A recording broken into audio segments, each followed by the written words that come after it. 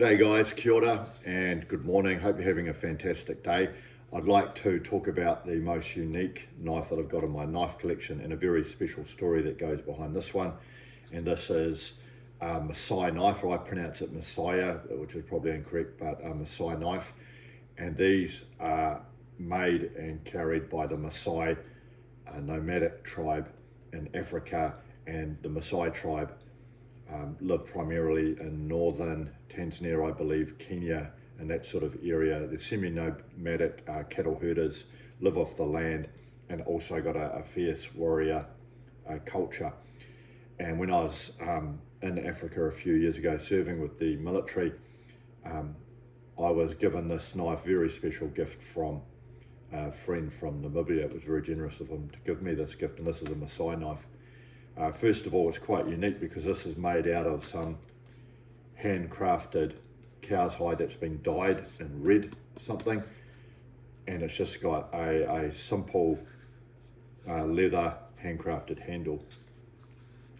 Now these are unique in their design. So this is a knife here. They make them a little bit smaller and a bit bigger, and they're carried by the Maasai males. Every one of them will carry them, and they're unique because it's a cross between a sword and a machete and a utility knife. They use this for everything, including self-defense or, back in the day, fighting other people.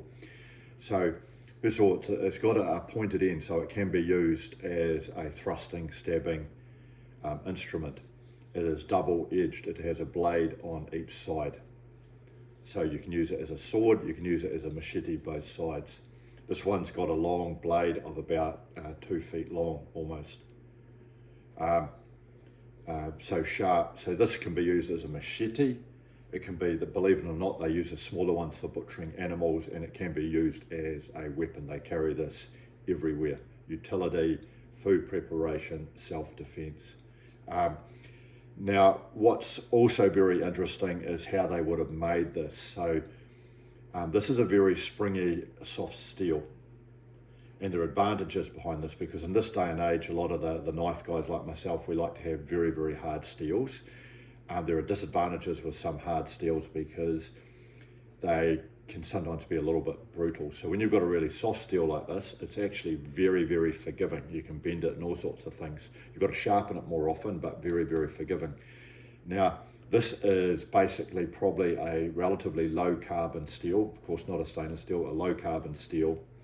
And this will have been made out of just sheet steel, salvage steel off a car, or even spring steel off a vehicle. It basically just would have been salvaged from somewhere, sheet off a car, railway line, or whatever. Probably low carbon steel, made very, very simply, and they would have put it through some basic hand craftsmanship and some basic heat treatment, and that's it. And if you go to a market in places like Tanzania, you'll be able to pick these things up dirt cheap, but very practical, but very, very unique.